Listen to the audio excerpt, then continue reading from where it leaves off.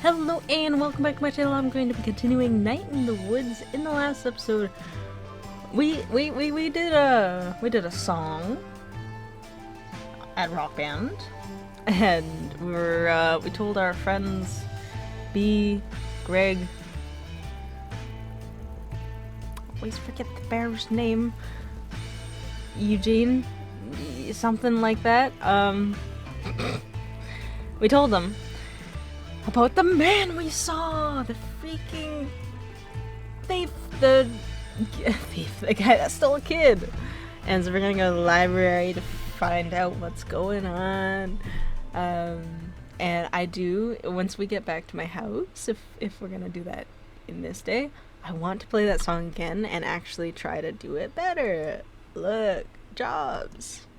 Weird, like, when this was painting, it was like, hey, look out the window, we're all working, things are great. Now it's like one of the graffiti murals after someone gets shot or hit by a car. This mural is really affecting you. I forgot that we live in separate realities. Mine's clearly better.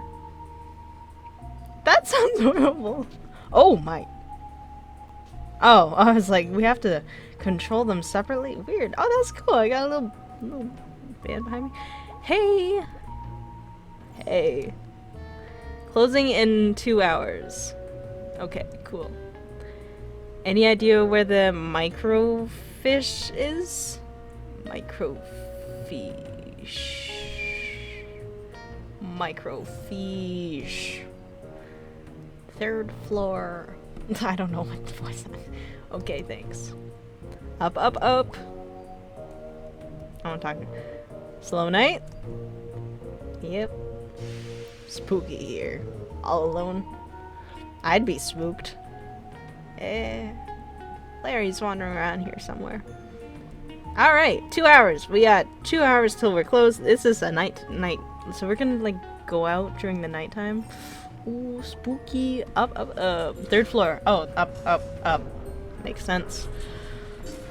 Let's go over here. This is the. Can we go up again? No, that would go down, would we not? You have to go to the other side? I don't know. There's only the. Maybe we did go to. Okay, what was this? Look, looks like someone's left something open on this one. Oh, it's a resume. Bob Targ, born 1967, 50 years old. Let's see. Experience: mining, construction, well drilling. I never think about getting a job when I'm old. Your 50's not really old. I mean, you should have money then, right? Ideally. It should be like guaranteed. Should be guaranteed in general. You gotta join my young socialist chatterbox group. It should be guaranteed. I think that's so. I think there should not necessarily just money given out, just like at least a home. Holy crap! What? It's Charity Barity. What's Charity Barity? How do you not know Charity Barity? I assume this is something from school. The school of being 5 freaking years old. Alright. So this was a thing you liked as a kid? No, I hated Charity Barity. It does look really hateable. It was like you were kidnapped by a cult, you were under some curse. Kidnapped by a cult. And when they were like brainwashing you instead of some cult guy with a wavy dagger and a magic mask, that's not okay. Yeah, go on. Instead of that, it was this effing pink nightmare. You were scared of it? No, I was bored to death. It was like, it was talking forever about like being kind to others and like, I don't know, helping an old neighbor do engine repair.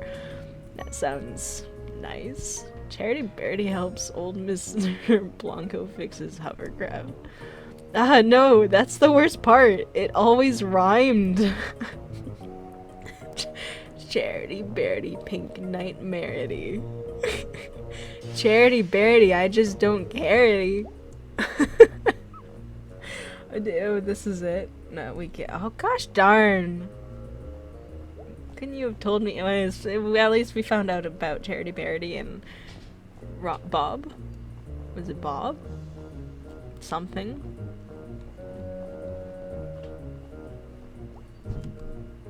Going up. Going down. Going up. Going up.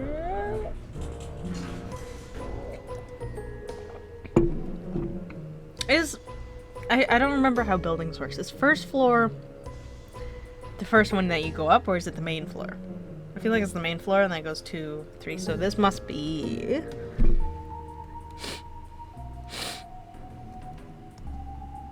Oh wow, it's dusty up here.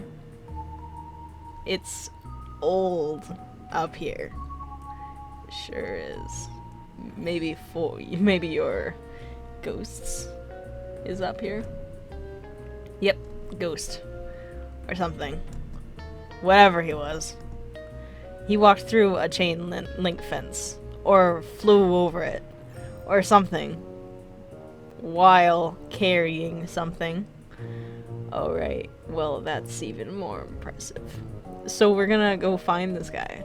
Because he took someone. And he's like somehow connected to this thing I've been going through. And that's not good. This thing I've been going through? That all sounded a lot more badass in my head. It's okay. It was fine. We're gonna find this guy because it's connected to this thing that I've been going through. Ooh, spooky computer that's lit up. Hello. Alright, there she is. Cool. So, I have no idea how to use it. Really. I can't know how to do everything. I'm sorry, but what expertise have you brought to this thus far? This whole thing was my idea. No, your idea was ghost hunting. My idea is to do at least a tiny bit of research on it. If you think that it's so stupid, why are you here? Because you're my friend, you asshole. Aww. Oh, we friends be twins. Here, let me get this set up. We'll be here all night if your dumbass is in charge. Oh my god. Alright, so, what are we looking for? I want to steer. No. Move, I'm steering. Ow. Jeez, May. I'm sorry. Okay. How do we do this? Step 1. Look at the screen. Step 2. Move around and look at stuff. Step 3. Find ghost. Sure. Oh, whoa. Can we stop, like... Oh my gosh, there is a lot. Piracy. Dear citizens, please make sure to keep your pies safe during the pleasant weather we are experiencing. Several ladies have reported pies from their kitchens disappearing at alarming rates. Even worse, the picky culprit is leaving behind only the rhubarb pies. Until this criminal is caught or the bad weather returns, we remind our housewives to make use of their pie safes indoors or stick to rhubarb. The Stanley T. Possum statue, known as residence as Posse, is finally slated for demolition. Posse closed in 1967, but Richard Coulson, son of Samuel, had hopes of refurbishing the statue for their new generations. Posse stood silent for close to 60 years, witnessing the beginnings of the demise of beginnings of the demise of the railroad, the mines, and the coke works that ushered in his existence. Teens and other vandals broke into Posse over the years, and climbing up through Posse became a rite of passage for many young people in the area. Residents have been torn over what to do with the beloved but derelict structure over the years, but 3 years ago, pressure began amounting to have it torn down. A storm knocked off Posse's ear. Keep wanting to say pussy. Posse's ear, and the next year, Ralph Jenkins fell from the staircase and broke both legs. Samantha Coulson Glick, daughter of Richard, finally agreed that it is time for Posse to go. The demolition will begin at 12 p.m. on Saturday, and viewing areas will set up to safe distance. Okay, local goes, Little Joe at it again. Progress Springs in Possum Springs. Okay, how many is there? Because I do want to read all of these. Progress Springs in Possum Springs. Randolph Stafford, owner of the Bell Hole Mines Works, has partnered with Samuel Coulson, owner of Coulson Coke Works, Daniel Glick, railroad magnate, and prominent business owner Harrison Schrages to make some stunning improvements throughout the town. The four men desire to build a model of progressive living right here in Possum Springs. The old miners' double houses on Elm Street will be torn down and replaced with spacious single homes. A new elementary school will be opened nearby, along with new statue of art recreation center courtesy of Arnold Applebaum. This is an addition to improvements Randolph Stafford promised strike miners. Okay.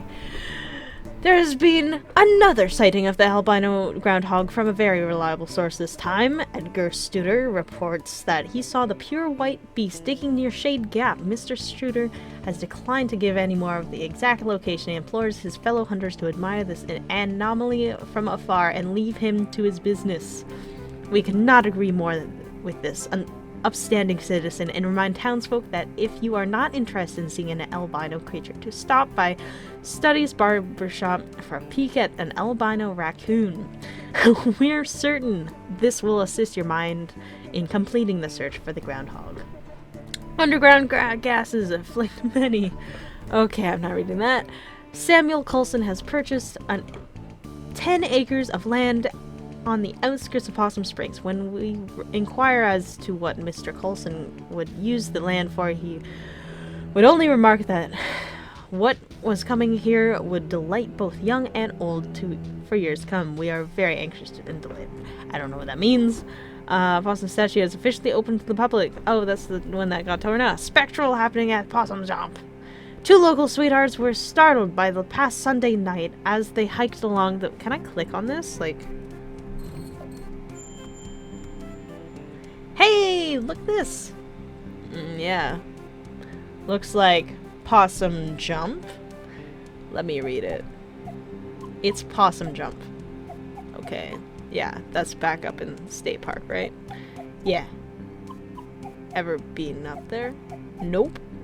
Gotta check it out, though. Go nuts. That's actually probably a mile or so from Miss Miranda's house. Back up on the hills. All kinds of stuff up there. Well, I'll try to avoid any basements or corpse husbands. Co-signed. Okay, two local sweethearts were startled on the past Sunday night as they hiked along the wooded overlook known as Possum Jump. Oh. According to the Lovebirds, at approximately 11:45 p.m., a figure appeared to walk past the edge of the cliff out into the open air and then disappeared. Forestry workers the next morning were unable to locate any evidence of anyone having leapt from the great height, leaving the exact nature of what the two saw a mystery. A decent hike up into the state forest hills, Possum Jump is famous for its beautiful view of Echo Reservoir. It also holds historical importance as it hosts the lonely graves of several persons involved in the Possum Massacre. Sound off opinion line. We would like to remind the men of our town to please refrain from spitting on the sidewalk. This just the men. Unsanitary habit is unseemly and beneath you.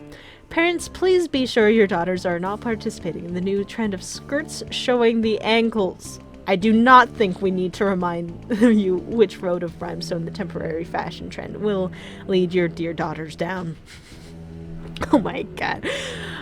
I have been witnessing more and more teenage girls coming into our town on Saturday night unchaperoned, using vulgar slang terms certainly unfit for me to print here, and blocking the sidewalks by walking arm in arm. They are loud and also flirt with the boys unabashedly, while smoking cigarettes. These young ladies need to be stopped before our young ladies get any ideas or our boys fall in with the wrong girl. Young men have been seen around Possum Springs engaging in the ridiculous behavior of wearing mismatched patterns on their suits. This type of outfit may be all the rage in Bright Harbor, but good luck getting any respectable businessman around here to employ you. You all look like rabid clowns. Councilman Puchinskaya's plan for the 3rd Street is a joke. What else is there to say? Okay. Ghostly rumors haunt new historical society. The Possum Springs historical. Okay, there's gonna be a lot of reading, but pay attention, use your mind. The Possum Springs Historical Society conversation of the Shreyas house into its new headquarters. The education center has hit a snag. Custodial head Jed Nusson has resigned, citing strange occurrences in the old manor. I'd be there. Custodial head Jed? I'd be there after hours doing my work, and I'd hear someone walking around, trying doorknobs. I came out to see who was fooling, but there was never nobody there, said Newsom, trying to get this map room operational for the children. All the while, I'm looking over my shoulder, expecting to see God knows what.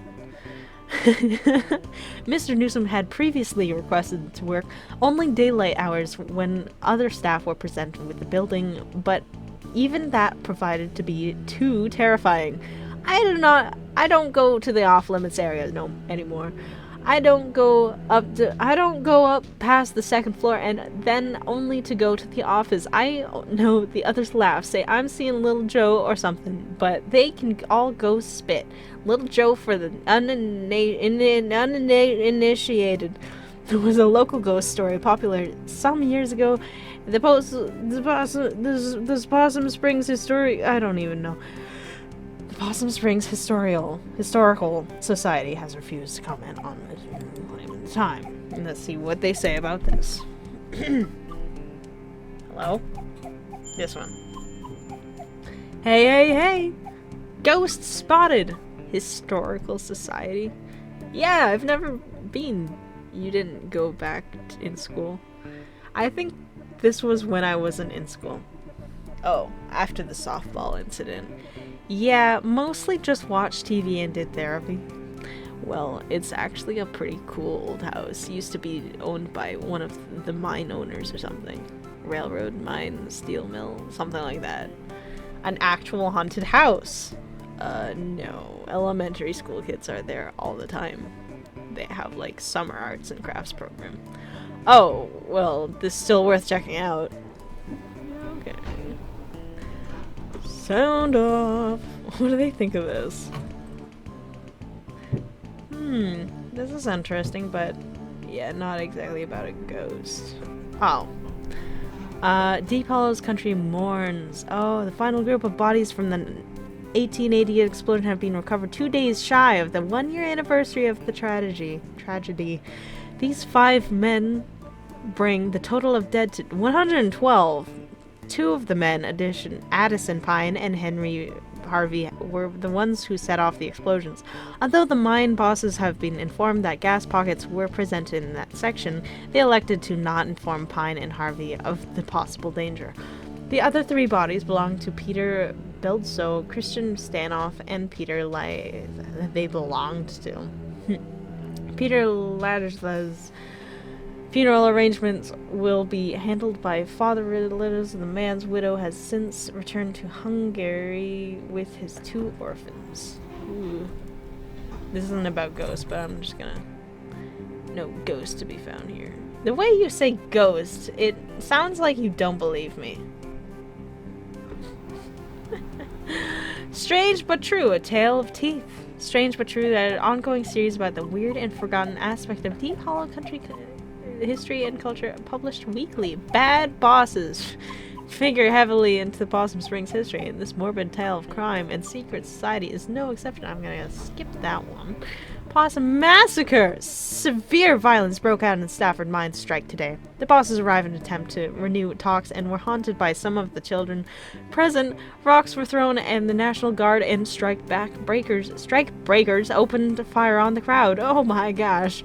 After a few minutes, the smoke cleared and the gory scene revealed 9 miners are dead with a dozen more injured.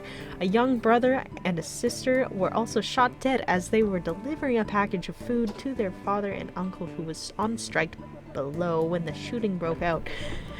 The photograph of the 2 children, aged 7 and 9, were shot in cold blood and circulated far outside our little country. The heinous act led to a personal visit from the governor to strike down and meet strikers' independence. Inspectors were also brought in and talks finally began.